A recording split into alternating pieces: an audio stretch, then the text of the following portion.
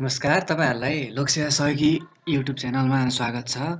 यो युट्युब च्यानलमा चाहिँ मैले तपाईँहरूलाई प्रत्येक कन्टेन्ट अनुसार क्लियर हुँदै जाओस्, प्रत्येक टपिकमा कुनै क्वेसन नछुटोस् भन्ने उद्देश्यले मैले चाहिँ अडियो बुक तयार पारेको छु। हाम्रो युट्युब च्यानल यस कारण पनि महत्त्वपूर्ण छ। कृपया लाइक, सेयर गरिदिनु होला र सब्स्क्राइब गर्नु नभुल्नु होला।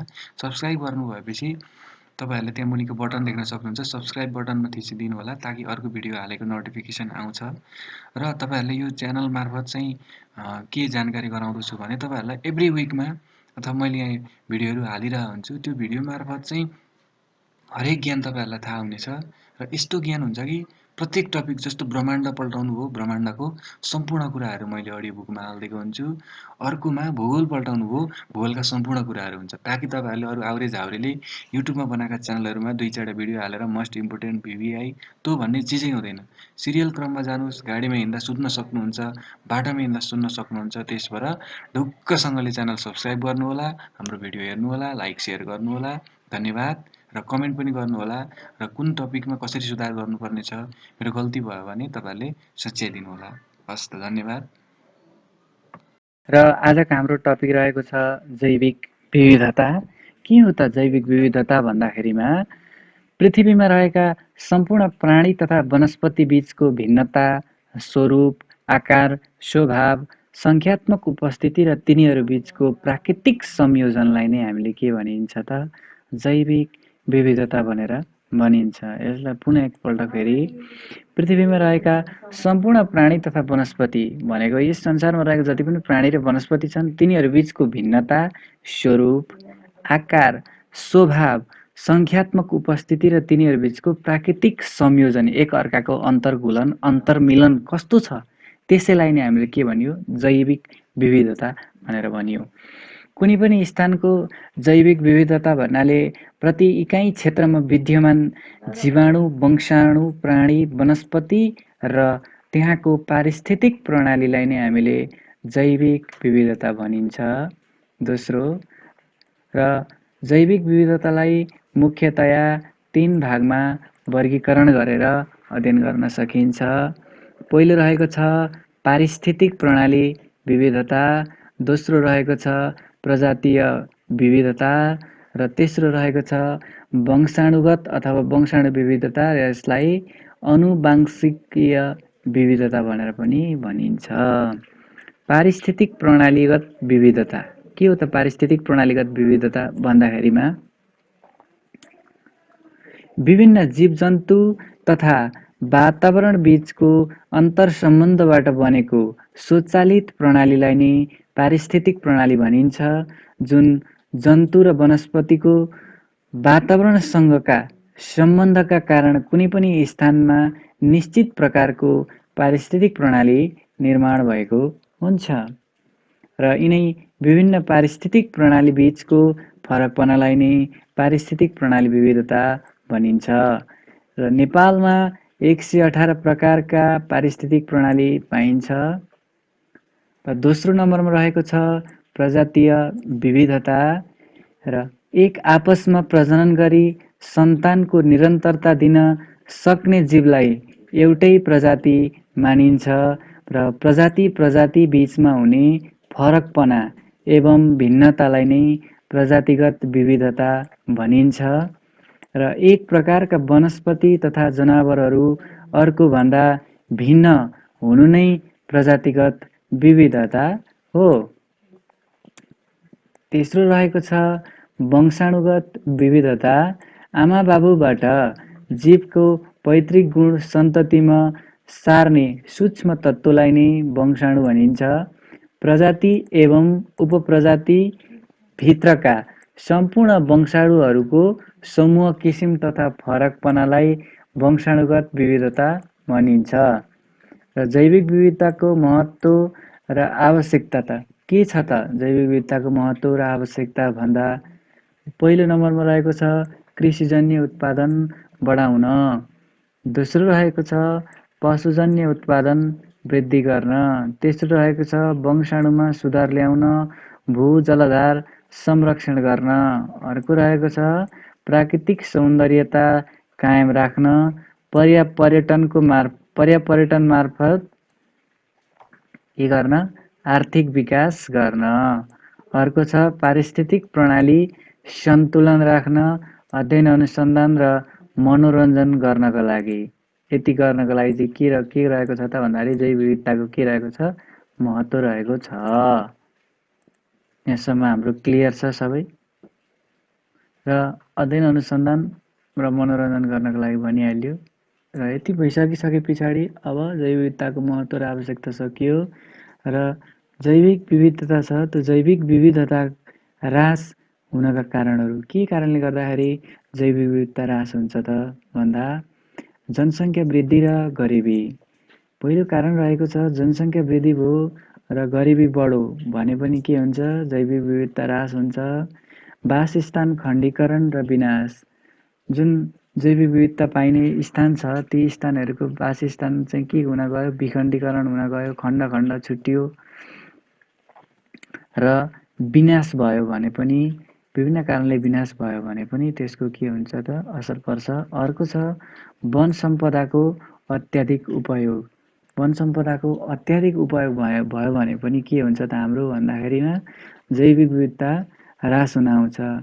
अर्को छ चोरी सिकारी, प्राकृतिक स्रोतको तीव्र दोहन, रासायनिक मल तथा कीटनाशक विषादीको अत्याधिक प्रयोग, वातावरण प्रदूषण, हरितगृह ग्यासको उत्सर्जन वृद्धि, जलवायु परिवर्तन र यस्ता कारणहरूबाट नि के हुन सक्छ? हाम्रो वातावरणमा के हुन सक्छ? ह्रास हुन सक्छ र जैविक विविधता पनि के हुन सक्छ? ह्रास हुन्छ। यी माथि हामीले भनेको कुराहरू जति छन् यी बाहेकको जैविक विविधता ह्रास हुनका कारणहरू। अब त्यही जैविक विविधता संरक्षणको उपायहरू के छन् त? के कारणले गर्दाखेरिमा जैविक विविधतालाई के गर्न सकिन्छ? हामीले संरक्षण गर्न सकिन्छ त भनेर भन्दाखेरि एउटा छ जनचेतना वृद्धि। जनचेतनालाई अभिवृद्धि गरेर पनि हामीले जैव विविधता संरक्षण गर्न सकिन्छ। संरक्षित क्षेत्रहरू छन्, ती संरक्षित क्षेत्रहरू जस्तै अन्य क्षेत्रहरू स्थापना गरेर हामीले जैव विविधताको संरक्षण गर्न सकियो। अर्को छ जिन बैङ्कको स्थापना र जिन बैङ्कको स्थापना गरेर पनि गर्न सकिन्छ। वृक्षारोपण मार्फत गर्न सकिन्छ। दिगो संरक्षण, वृक्षारोपण र दिगो संरक्षण। वृक्षारोपण भएपछि आफै दिगो संरक्षण हुन्छ र दिगो संरक्षण भएपछि जैविक विविधताको नि के हुन्छ? संरक्षण हुन्छ।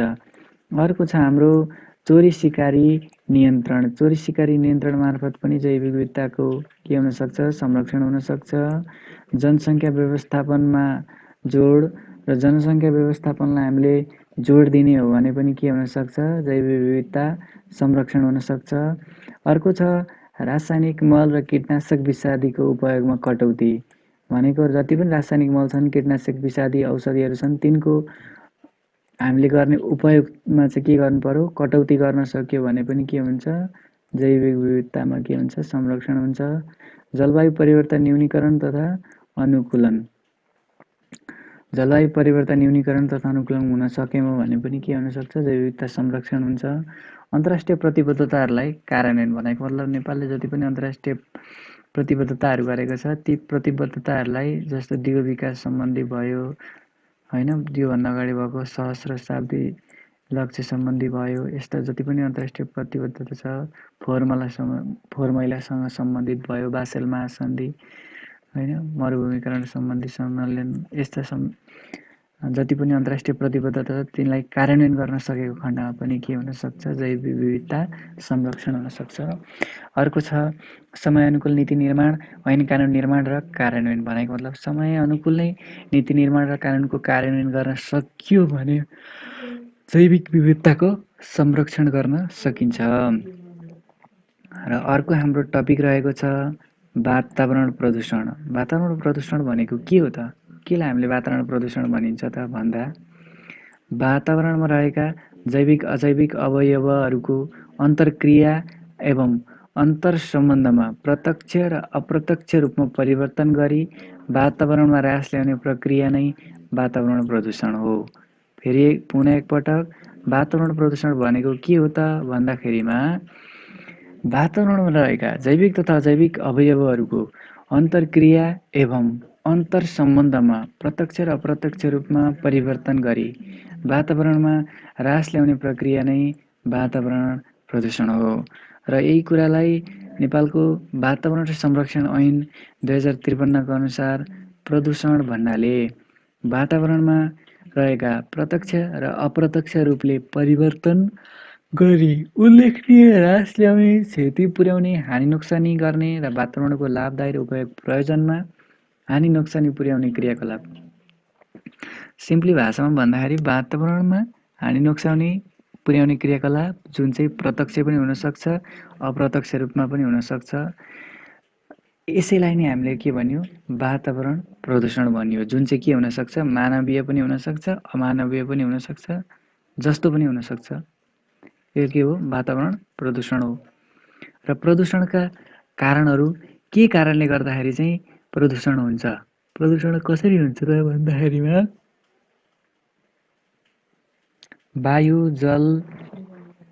वायु प्रदूषण, जल प्रदूषण, भू प्रदूषण, ध्वनि प्रदूषण, खाद्य प्रदूषण, औद्योगिक प्रदूषण र विकिरण प्रदूषण, स्थान प्रदूषणका कारणहरू।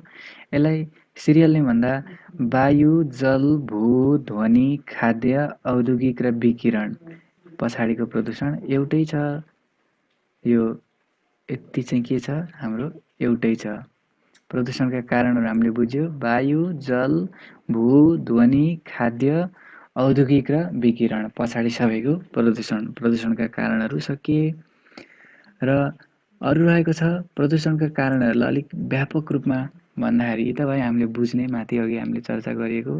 र यसलाई अलिक बुझ्ने तरिकाले भन्दाखेरिमा मानवीय कारण, प्रदूषणका कारणहरू के? मानवीय कारणमा के पर्दछन् त भन्दाखेरिमा तीव्र जनसङ्ख्या वृद्धि भयो। अर्को छ गरिबी र अशिक्षा, अव्यवस्थित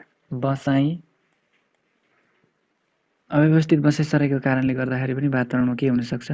प्रदूषण हुन्छ। होइन, एक ठाउँको मान्छे अर्को ठाउँ जाने, जनसङ्ख्या बढ्ने। अर्को छ अव्यवस्थित औद्योगिकरण, जताभावी औद्योगिक कल कारखाना धन्दाहरूको विकास हुँदा पनि वातावरणमा प्रदूषण हुन्छ। बढ्दो सहरीकरण बढे सँगसँगै फोहोर मैला पनि व्यवस्थापन हुन गाह्रो हुन्छ र के हुन्छ? अत्याधिक धेरै वातावरण प्रदूषण हुन्छ। फोहोर मैलाको उचित व्यवस्थापन हुन नसक्नु, फोहोर मैला जताभावी भएर उचित व्यवस्थापन, जस्तो हामीले काठमाडौँ उपत्यकामा देख्न सक्छौँ, त्यस्तो भयो भने पनि वातावरण प्रदूषण हुन्छ। र विषादीको उपयोगमा वृद्धि, कीटनाशक विषादी विभिन्न किसिमका, जस्तो अहिले फौजी किरा मार्नको लागि भयो होइन, यस्ता विषादीहरू उपयोगमा वृद्धिको कारणले गर्दा पनि वातावरण प्रदूषण हुन्छ। बढ्दो सवारी साधन, अत्याधिक सङ्ख्यामा सवारी साधन हामीले बाहिर बाटामा देख्न सक्छौँ। त्यस्तो अत्याधिक सङ्ख्यामा सवारी साधनहरूको वृद्धिको कारणले गर्दा पनि के हुनसक्छ? वातावरण प्रदूषण हुन्छ। मेन कुरा भनेको यिनै भए। र अरू छ वनजङ्गल विनाश, वनजङ्गल विनाशको कारणले पनि वातावरण प्रदूषण हुन्छ। प्राकृतिक स्रोत र साधनको अत्याधिक उपयोग, र प्राकृतिक स्रोत र साधन भनेको चाहिँ हाम्रो नवीकरणीय ऊर्जा हो होइन। र यसको हामीले समुचित प्रयोग गर्न सकेको खण्डमा मात्रै वातावरण चाहिँ के हुनसक्छ? राम्रो हुनसक्छ। र यसको अत्याधिक उपयोग गर्न थालियो भने चाहिँ हाम्रो के हुनसक्छ? हाम्रो वातावरण प्रदूषण हुन्छ। यसको कारणले गर्दाखेरि पनि पानी पर्दैन। र दोस्रो रहेको छ हाम्रो अर्को के छ त भन्दा प्राकृतिक कारण। अघि हामीले मानवीय कारण पर्यो, अब अर्को के छ? वातावरण प्रदूषणको प्राकृतिक कारणहरूमा। प्राकृतिकमा त बाढी, पहिरो, भूइँछाइ, भूकम्प, ज्वालामुखी, आँधी, तुफान, चक्रपात जति पनि छन्, यी सब कुराहरू के भए? प्राकृतिक कारण भयो। अर्को छ प्रदूषणका असरहरू। प्रदूषणका असरहरू के छन् त भन्दाखेरि प्रदूषणको कारणले गर्दाखेरि कृषि उत्पादनमा ह्रास आउँछ। अर्को छ वनजङ्गल विनाश हुन्छ, जैविक विविधतामा ह्रास आउँछ, प्राकृतिक स्रोतको कमी हुन्छ, भूक्षय तथा बाढी पहिरो आउँछ, अतिवृष्टि, अनावृष्टि, खण्डवृष्टि र हरितगृह प्रभाव हुन्छ, विश्वव्यापी उष्णता बढेर जान्छ। विश्वव्यापी उष्णता भनेको तातो ग्लोबल वार्मिङको कुरो भयो, यो बढेर जान्छ। ओजन तहको विनाश हुन्छ, जलवायु परिवर्तन हुन्छ, अम्ल वर्षा हुन्छ, रोग व्याधि र महामारी के हुन्छ? बढेर जान्छ। र प्रदूषण संरक्षणका उपायहरू चाहिँ के छन् त भन्दाखेरि प्रदूषण हुनै नदिने, प्रदूषण भइहाल्यो भने नि त्यसलाई कसरी संरक्षण गर्ने त भन्दाखेरिमा जनसङ्ख्याको व्यवस्थापन गर्ने। जनसङ्ख्या व्यवस्थापन भएपछि धेरै ठाउँको जनसङ्ख्या हुँदैन। जनसङ्ख्या व्यवस्थापन हुन सकेको खण्डमा के हुन्छ, प्रदूषण चाहिँ के हुनसक्छ, हाम्रो संरक्षण हुनसक्छ। त्यस्तै गरिरहेको छ गरिबी उन्मूलन। गरिबी उन्मूलन हुन सकेको खण्डमा पनि प्रदूषण संरक्षण हुन्छ। दिगो विकासको अवधारणालाई अवलम्बन गर्ने, अभियसली हो, दिगो विकासको अवधारणालाई अवलम्बन गर्दा नि के हुनसक्छ हाम्रो भन्दाखेरिमा प्रदूषण संरक्षण हुन्छ। अर्को छ फोहोर मैलाको उचित व्यवस्थापन गर्ने। फोहोर मैलाको पनि उचित व्यवस्थापन गर्न सकेको खण्डमा नि प्रदूषण संरक्षण हुन्छ। प्रदूषण रहित प्रविधिको विकास र प्रयोग गर्नुपर्ने। प्रदूषण रहित प्रविधिको विकास गर्न सकेको खण्डमा पनि हाम्रो के हुनेछ, प्रदूषण संरक्षण हुन्छ। प्रदूषण मापदण्ड कडाइका साथ लागू गर्नुपर्ने र प्रदूषण मापदण्डहरू छन् ती जति पनि तिनलाई के गर्नु पर्यो, एकदम कडाइका साथ चाहिँ हामीले लागू गर्नु पर्यो। जनचेतनालाई अभिवृद्धि गर्नु पर्यो। समयानुकूल नीति निर्माण गर्नु पर्यो र कानुनको परिमार्जन एवं कार्यान्वयन गर्न सकेको खण्डमा चाहिँ के हुनसक्छ, प्रदूषण संरक्षण हुन सक्छ। यी त भए प्रदूषण संरक्षणका उपायहरू।